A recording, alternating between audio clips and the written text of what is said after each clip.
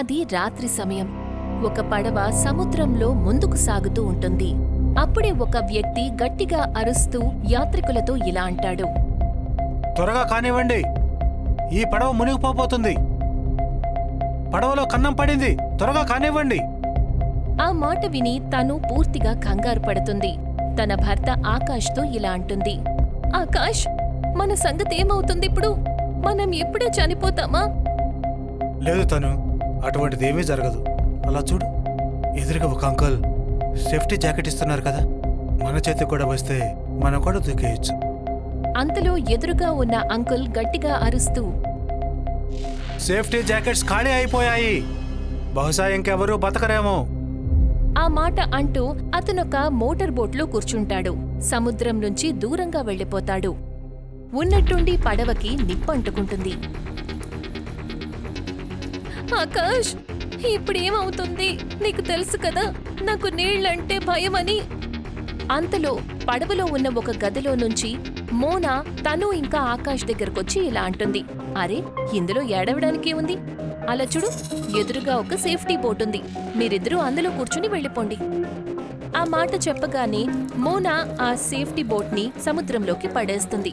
తనుని ఆకాష్ ని పంపించేస్తుంది. అది చూసి మోనా ఫ్రెండ్స్ ఇద్దరు అమిత్ ఇంకా సుమిత్ కోపంతో రగిలిపోతారు. నీకేమైనా పిచ్చి పట్టిందా? మనం ఇక్కడ చావాలా ఏంటి? ఒకటే సేఫ్టీ బోట్ ఉంది, పైగా నువ్వు వాళ్ళకి ఇచ్చేసావు. మోనా 2 సేఫ్టీ జాకెట్స్ ని అమిత్ కి సుమిత్ కి ఇస్తుంది. ఈ సేఫ్టీ జాకెట్స్ ని నేను దాచిపెట్టాను. త్వరగా వీటిని వేసుకొని సముద్రంలోకి దూకేయండి. కానీ మోనా, నువ్వేం చేస్తావు? నా సంగతి వదిలేయండి, మీ ప్రాణాలు కాపాడుకోండి. వాళ్ళిద్దరూ వెంటనే సముద్రంలోకి దూకేస్తారు. అప్పుడే ఉన్నట్టుండి పొగ పెరిగిపోతుంది. అప్పుడు మోనా దృష్టి ఒక మూలన ఉన్న సేఫ్టీ బోటు మీద పడుతుంది. మోనా ఏమాత్రం టైం వేస్ట్ చేయకుండా దాంట్లోకి ఎక్కుతుంది. సేఫ్టీ బోట్ ఎటువంటి లక్ష్యం లేకుండా ఒక నిర్మానుష్యమైన ప్రదేశానికి వెళ్ళిపోతుంది. కాసేపట్లోనే తనక్కడికి చేరుకుంటుంది. ఓ మై గాడ్, నా పరిస్థితి ముందు నుయ్యి వెనక గొయ్యి అన్నట్టుగా అయిపోయింది. ఇది చాలా నిర్మానుష్యంగా అనిపిస్తోంది. ఇక్కడ్నుంచి నేను బయటికెలా వెళ్ళాలి? అప్పుడే మోనా చెవులకు ఒక వ్యక్తి మాటలు వినిపిస్తాయి. నువ్వే కంగారు పడుకు, తలరాత బాగుంటే ఇక్కడి నుంచి బయటకు వెళ్ళొచ్చు నువ్వు. ఒకవేళ తలరాత బాగలేకపోతే అది చాలా కష్టం. ఇక్కడికి ఎవరైనా ఒకసారి వస్తే వాళ్ళు ఎప్పటికీ తిరిగి వెళ్ళలేరు. మోనా ఎప్పుడైతే వెనక్కి తిరిగి చూస్తుందో అప్పుడు తన ముందు బ్లాక్ కోట్ ప్యాంట్ వేసుకుని ఒక అందమైన అబ్బాయి తనని చూస్తూ ఉంటాడు. తన కళ్ళు నీలిరంగులో ఉంటాయి. ఎవరు నువ్వు? ఈ నిర్మానుష్యమైన ప్రదేశంలో ఏం చేస్తున్నావు? నా పేరు ఆండీ. జానికి నేను ఈ ప్రశ్న నిన్ను అడగాలి. నువ్వు ఈ నిర్మానుష్యమైన ప్రదేశంలో ఏం చేస్తున్నావు? ఎందుకంటే ఇది నా ఇల్లు. నా తలరాత నన్నిక్కడికి తీసుకొచ్చింది. నువ్వు కూడా నలుగురులాగానే దురదృష్టవంతురాలు అనుకుంటా. వాళ్ళు నిన్న రాత్రి దారి తప్పి ఇక్కడికే వచ్చారు. ఎవరు వాళ్ళు? నేను వాళ్ళని కలవాలనుకుంటున్నాను. ఒకవేళ వాళ్ళు నలుగురు నా స్నేహితులు కాదు కదా? నాతో పాటు పద. ఆంటీ మోనాని దట్టమైన అడవుల వైపు తీసుకువెళ్తాడు. నువ్వు నన్ను ఎక్కడికి తీసుకువెళ్తున్నావు? ఒకవేళ నా మీద నీకు నమ్మకం ఉంటే నువ్వు కూడా నాతో పాటు రావచ్చు.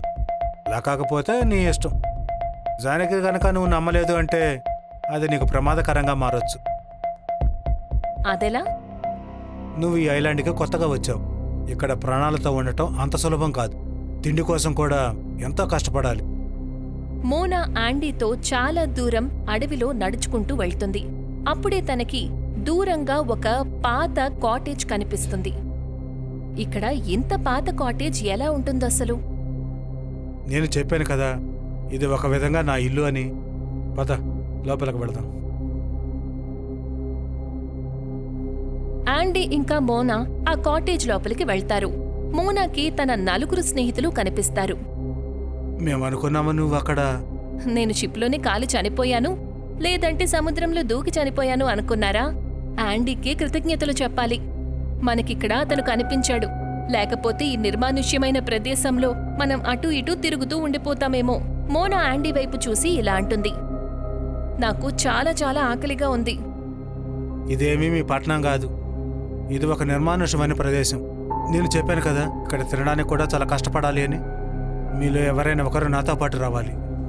అంతలో ఆకాష్ ఆండీ వైపు చూసి ఇలా అన్నాడు. నేను మీతో పాటు వస్తాను. చెప్పండి, ఎక్కడికి వెళ్ళాలి? నిజానికి ఇక్కడ కూర్చొని నాకు బోరు కొట్టేస్తుంది. ఇక్కడి నుంచి కొంత దూరంలో సముద్రం దగ్గరికి వెళ్ళాలి, ఎందుకంటే మనకు చేపలు అక్కడే దొరుకుతాయి. ఆకాష్ యాండీతో పాటు ఆ కాటేజ్ నుండి బయటికి వెళ్తాడు. యాండీ ఆకాష్ని సముద్రం ఒడ్డుకు తీసుకువెళ్తాడు. రాత్రైపోతుంది. సముద్రం కారణంగా అన్ని వైపులా చల్లని గాలులు వీస్తూ ఉంటాయి. నాకు అసలు అర్థం కావడం లేదు, మీరు చేపల్ని ఎలా పట్టుకుంటారు? మీ దగ్గర కనీసం వల కూడా కనిపించడం లేదు. ఆకాష్ ఆ మాట అంటాడో లేదో అంతలో యాండీ ఆ సముద్రంలోకి దూకేస్తాడు. అది చూసి ఆకాష్కి కాళ్ళు చేతులు వణుకుతాయి. కొన్ని సెకండ్లలోనే యాండీ సముద్రంలో నుంచి బయటికొస్తాడు. తన చేతిలో 2 పెద్ద పెద్ద చేపలు ఉంటాయి. కాని తన కళ్ళు రాత్రి చీకట్లో చాలా విచిత్రంగా మెరుస్తూ ఉంటాయి. నీ కళ్ళు ఉన్నట్టుండి ఎందుకు ఇలా మెరుస్తున్నాయి? నాకెలా అనిపిస్తుందంటే కళ్ళల్లో నీలిరంగు వేసినట్లు. అంతలో ఆ ఐలాండ్లో విచిత్రమైన భయంకరమైన శబ్దాలు వినిపిస్తాయి. ఈ శబ్దాలేంటి? నాకు తెలిసినంతవరకు ఈ ఐలాండ్లో అయితే మేము 5గురమే కదా ఉన్నాము. జానకి ఈ ఐలాండ్లో చాలామందే ఉన్నారు, కానీ ఈ ఐలాండ్లో కేవలం మనం మాత్రమే ఉన్నామనుకుంటే అది నీ భ్రమే అవుతుంది. కానీ నువ్వే కంగారు పడుకు, ఇప్పుడు మనం 5గురం కాదు 6గురం అవుతాం. ఆ మాట చెప్పగానే యాండీ మొహం పూర్తిగా మారిపోతుంది. తను ఒక భయంకరమైన రాక్షసుడిగా మారిపోతాడు. ఆకాష్ వణికిపోతూ ఇలా అంటాడు. ఎవరు నువ్వు? వేటగాడిని, చావుని వేటాడే వేటగాడిని. ఆ మాట చెప్పి యాండీ తన భయంకరమైన రూపంలోకి మారిపోతాడు. మెరుపు వేగంతో సరిగ్గా ఆకాష్ వెనక్కి వచ్చి నిలబడతాడు. తన పళ్ళు ఉన్నట్టుండి పొడవుగా మారిపోతాయి. ఒక్క దెబ్బతో తన పళ్లను ఆకాష్ మెడ మీదకు దించేస్తాడు. ఆకాష్ భయంకరమైన అరుపు ఆ ఐలాండ్ అంతా వినిపిస్తుంది. అక్కడ తను కాటేజ్ లోపల అటూ ఇటూ కంగారుగా తిరుగుతూ ఉంటుంది. నువ్వు ఇలా తిరగడం వల్ల ఏం జరుగుతుంది?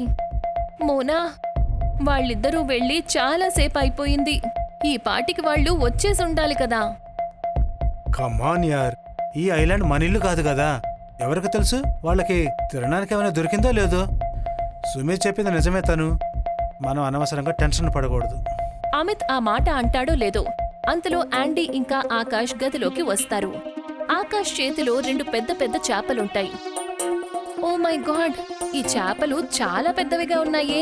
అయితే మరి త్వరగా పదండి, ఆలస్యం చెయ్యొద్దు. వీటిని ఫ్రై చెయ్యండి, నాకు చాలా ఆకలిగా ఉంది. మోనా చెప్పిన వెంటనే తను ఆ కాటేజ్లో ఉన్న కిచెన్లోకి వెళ్లి చేపలను ఫ్రై చేసి తన ఫ్రెండ్స్కి ఇస్తుంది. అంతలో ఆకాష్ ఫ్రై చేసిన చేపలని పూర్తిగా తినటం మొదలు పెడతాడు. తను ఆ చేపలని ఎలా తింటాడు అంటే తను ఏళ్ల నుండి ఆకలితో ఉన్నాడు అన్నట్టు. నువ్వేం చేస్తున్నావు ఆకాష్? నీకేమైనా పిచ్చి పట్టిందా? ఆకాష్ భయంకరమైన గొంతుతో మోనా వైపు చూసి, నాకు చాలా ఆకలిగా ఉంది. ఆకాష్ బిహేవియర్ అందరికీ కూడా చాలా విచిత్రంగా అనిపిస్తుంది. మోనా నెమ్మదిగా సుమిత్ వైపు చూసి ఇలా అంటుంది. నీకు ఆకాష్లో ఎటువంటి మార్పు కనిపించడం లేదా? మోనా, కేవలం మార్పు మాత్రమే కాదు, ఇంకా చాలానే కనిపిస్తున్నాయి. నువ్వు ఆకాష్ కళ్ళు చూడలేదా? తన కళ్ళు బ్రౌన్గా ఉండాలి కదా. ఇప్పుడు సరిగ్గా చూడు, తన కళ్ళు అచ్చంగా యాండీ కళ్ళులా బ్లూగా ఉన్నాయి. అంతలోనే మోనాకి అక్కడ ఏది కూడా సామాన్యంగా ఉన్నట్టు అనిపించలేదు. నాకు ఖచ్చితంగా ఏదో గందరగోళం ఉందనిపిస్తోంది. అక్కడ ఆకాష్ మృగంలాగా చేపలను తినడం మొదలు పెడతాడు. అంతలో యాండీ నవ్వుతూ ఆకాష్తో ఇలా అంటాడు. ఇప్పుడు నువ్వు మనుషుల్లాగా తింటే నీ ఆకలి తీరదు మిత్రమా. ఇప్పుడు నువ్వు కూడా మాలా కలిసిపోయావు మిత్రమా. ఆకాష్ బరువైన గొంతుతో యాండీతో ఇలా అంటాడు. అయితే నేనేం చేయాలో త్వరగా చెప్పు.